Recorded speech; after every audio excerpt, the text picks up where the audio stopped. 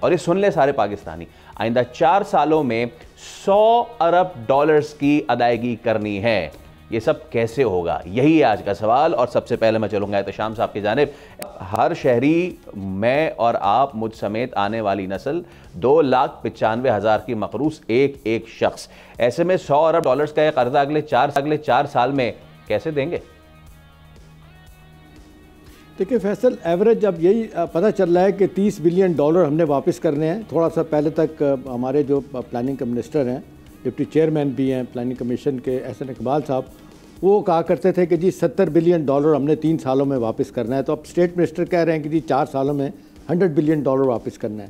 دیکھیں اب جتنی سخت کڑی شرائط ہماری اکنامک کنڈیشنالٹیز کو ہم امپلیمنٹ کر رہے ہیں، اس طرح ہماری پولیٹیکل شرائط کو بھی ہمیں ماننا پڑ رہا ہے، ان کی بہت ساری ہیں، لیکن فی الحال ہم انہی پہ فوکس کرتے ہیں۔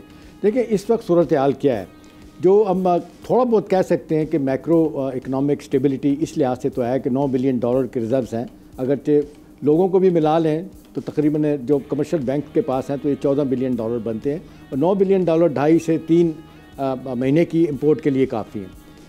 9.6% انفلیشن ریٹ کم ہو گیا، ایکسچینج ریٹ ہمارا بہتر ہو گیا، آج اتنے عرصے سے 280 روپیہ ہے ڈالر کے مقابلے میں۔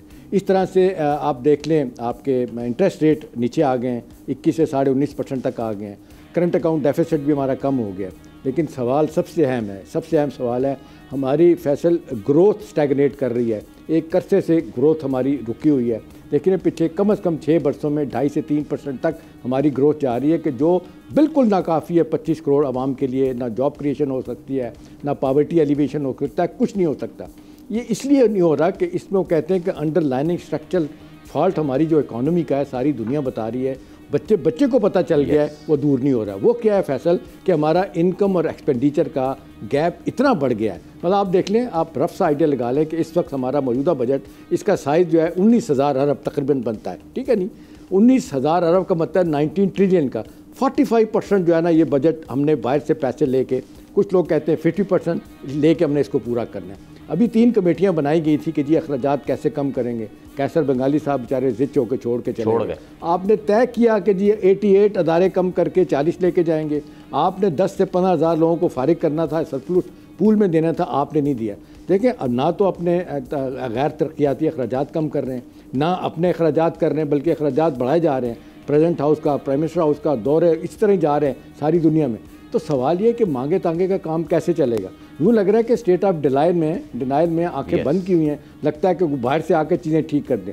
ٹھیک ہے، ہمیں دنیا ڈیفالٹ نہیں کرنے دے گی، ہمیں روکے رکھے گی، لیکن سوال تو یہ ہے کہ اپنے پاؤں پہ کیسے کھڑے ہوں گے۔ ایک ہی طریقہ اپنے اخراجات کم کریں، آیا پیچھے لگا ہوا ہے، آسٹیرٹی بیلٹ ٹائٹننگ کریں، لیکن ساتھ ساتھ ہمیں بھی دیکھنا ہے کہ ہم نے کیا کرنا ہے۔ اگر ہمیں باہر سے پیسہ دینا لوگ بند کر دیتے، لیکن ابھی لوگ مثالیں دیتے ہیں، چھوٹے چھوٹے ملک، میں کہتا ہوں کہ روانڈا 5 سالوں میں ترقی کی راہ پہ چلا گیا، ایک لیڈر ملا۔ ایک تو بدقسمتی ہے کہ ہم لیڈر لیس قوم ہیں، ہمیں کوئی لیڈر ہی نہیں مل سکا جو ہمیں ڈائریکشن دے کہ ہم نے کدھر جانا۔ پلس ایک بات جو بڑی افسوس کی بات ہے، جو اس میں میں بھی شامل ہوں، شاید آپ بھی شامل ہیں، سارے شامل ہیں، ہم انٹینشن کی بڑی بات کرتے ہیں۔ آپ مجھے بتائیں کہ نیشنل انٹرسٹ میں ہم کون سے فیصلے کرتے ہیں؟ ذاتی طور پہ دیکھ لیں، سیاسی طور پہ دیکھ لیں، حکومتی لیول پہ دیکھ لیں، سارے اپنے ذاتی اور سیاسی مفادات پروٹیکٹ کر رہے ہیں۔ نتیجتاً جو آپ سوال کر رہے تھے کہ غربت کی سطح پہ نیچے لوگ، اب کیا ہوگا؟ دیکھیں پڑھے لکھے لوگ ملک کے چھوڑ کے چلے گئے ہیں۔ ابھی آپ دیکھ لیٹسٹ فگر جو آ رہا ہے، 1.25 لاکھ بندہ پڑھا لکھا برین ڈرین یہاں سے چھوڑ کے چلا گیا، جاب نہیں ہے، پڑھ لکھ کے لوگ نکل رہے ہیں۔ اس کی وجہ ہے کہ انڈسٹری بند ہو رہی ہے،